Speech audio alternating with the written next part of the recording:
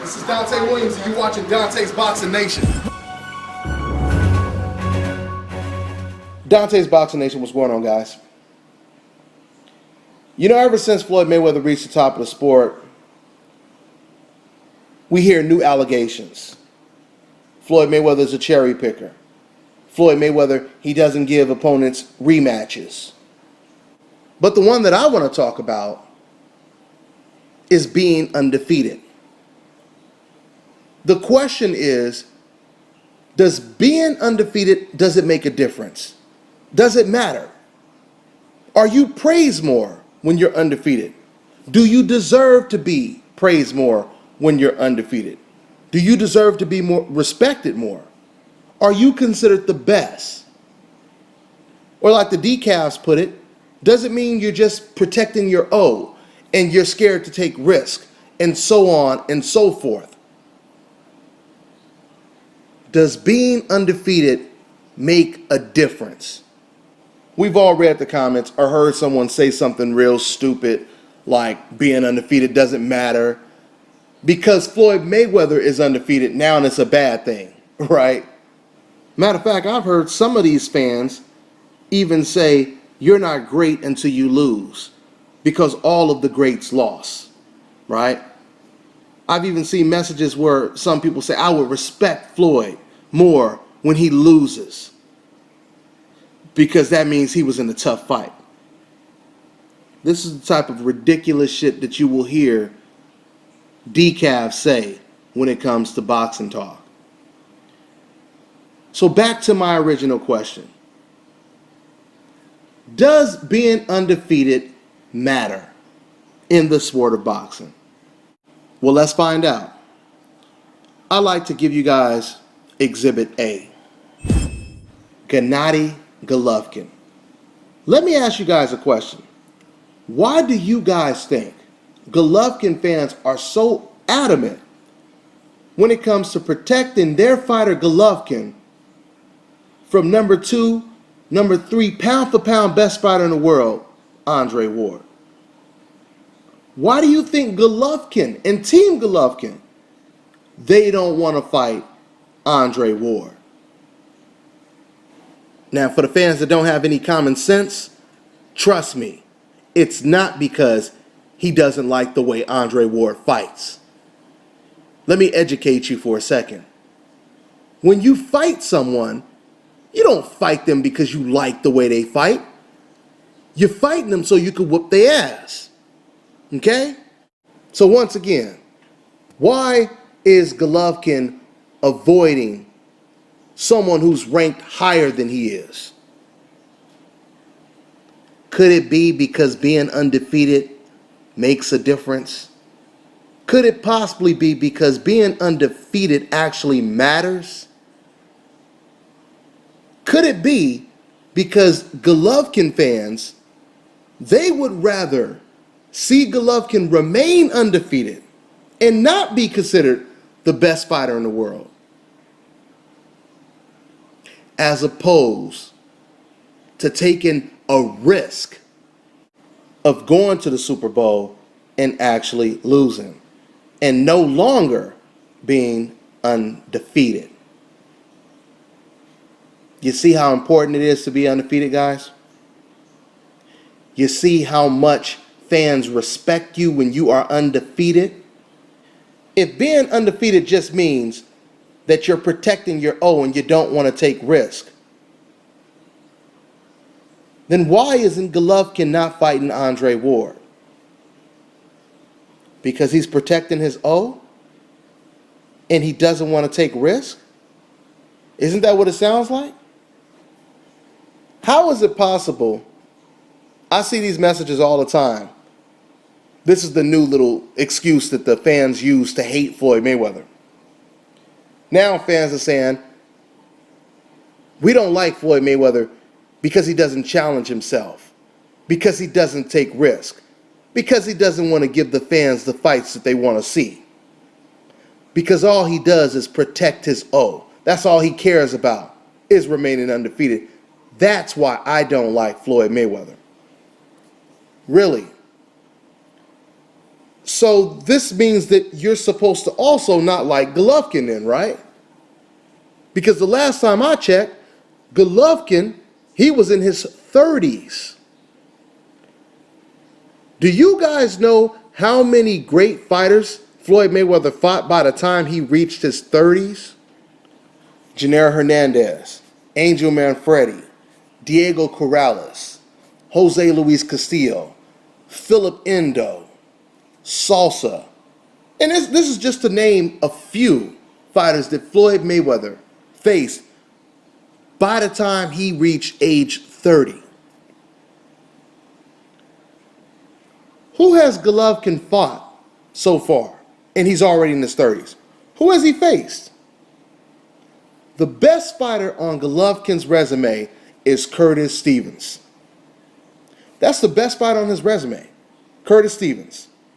And Curtis Stevens is a guy who got beat by Jesse Brinkley from the Contender, right? And he got beat by Andre Durrell. And now he's about to fight Martin Murray next. So once again, being undefeated, it matters. Oh yeah, that's right. It only matters if it's a fighter that you like, right?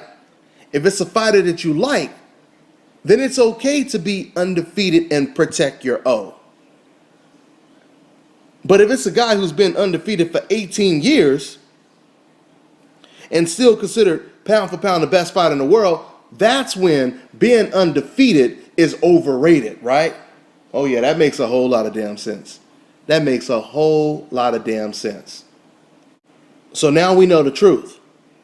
Now we know that fans, they do respect fighters that are undefeated. They do feel you're the best if you're undefeated. And by no means am I trying to say that any fighter that's undefeated, it means he's the best. No. Of course, we all know Floyd Mayweather's resume.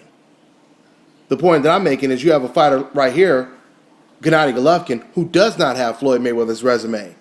And yet, these fans, they give this man more respect for being undefeated and not fighting anyone. But then they want to criticize Floyd Mayweather for being undefeated. You guys see what I'm saying? We know what that's called. It's called a damn double standard. You know, Floyd Mayweather detractors, they try to make it sound or make it seem as if being undefeated for 18 years, that's easy. Anybody could do that. Especially when you're fighting bum after bum. You know, this is how they'll basically talk. Anybody can do that. If anybody can do it, why hasn't anyone else done it? And the funny thing about it is, when Floyd Mayweather beats someone, the detractors will make a million excuses why Floyd Mayweather beat them. You know, like, only person that can get in a ring with Floyd has to be the perfect machine, right? That guy was a little too slow. He was too old. He was too young and too inexperienced. He was too short. This guy, you know, was sick 2 weeks before the fight. Whatever the case may be, the point that they're making is you have to be a Superman to get in the ring with Floyd Mayweather for it to be a real fight. And once again, they don't even realize they're praising the guy. Okay? They don't realize they're praising the guy. You know why? Because usually when any other fighter loses, because usually when any other fighter loses, they don't lose to a guy with the perfect speed, the perfect age, undefeated, knows how to box. He's a southpaw. He can jab. He can do this. He can do that. The average undefeated fighter who loses, he doesn't lose to that type of fighter. They usually lose to someone who was either past their prime, someone who had a losing journeyman's record, someone who had no power, someone who had no speed, someone who just came off of a loss. This is usually who the undefeated fighter loses to. Did you guys know that? A guy with no experience. Let's take Abner Mares, for example. Abner Mares, he lost to a heavy underdog, a guy who was considered past his prime, a guy who had just came off of a loss, Johnny Gonzalez. Okay? That's who he lost to. Let's look at, it was another, I think it was a Golden Boy fighter, Ronnie Rios, who just lost a week ago. He lost to a guy who had about 10 losses. Some guy named Robinson something. It was supposed to be just a showcase for Ronnie Rios, and he got beat. If you guys watch boxing like I do, then you know how many undefeated fighters lose every month in the sport, all the time, right? Undefeated fighters that were never supposed to lose. All of a sudden, they get exposed by a journeyman. The point I'm making is it is not easy to remain undefeated. The majority of undefeated fighters that lose, they do not lose to the perfect machine. Okay? This is the reason why what Floyd Mayweather does is highly impressive. And you know, a lot of the stuff you guys hear me talk about, I talk about this kind of stuff with professional boxers and trainers all the time, okay? Because at the end of the day, skill recognizes skill. I mean, some fans, they can appreciate the scientific aspect of dominance in the sport, even if they've never boxed before, because they have so much of a passion for the sport. Okay? Now, the decafs, those are the type of fans that would make a professional boxer or a trainer look at them sideways and be like, you ain't ever even been in the ring before, huh? You don't even know how to fight, huh? Your ass shouldn't even be talking about boxing then. They're the ones that make boxing fans in general look bad. And unfortunately, like I always say, the majority of boxing fans, especially the ones on the internet, are casual fans. You know, they're filled with emotion, pride, and all kind of other stuff, if you know what I mean.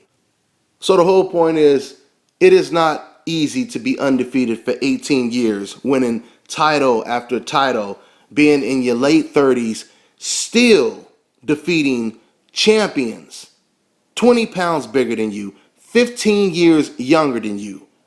You name me one fighter that has done that in the past. I'm sure you couldn't name too many. I am sure of that.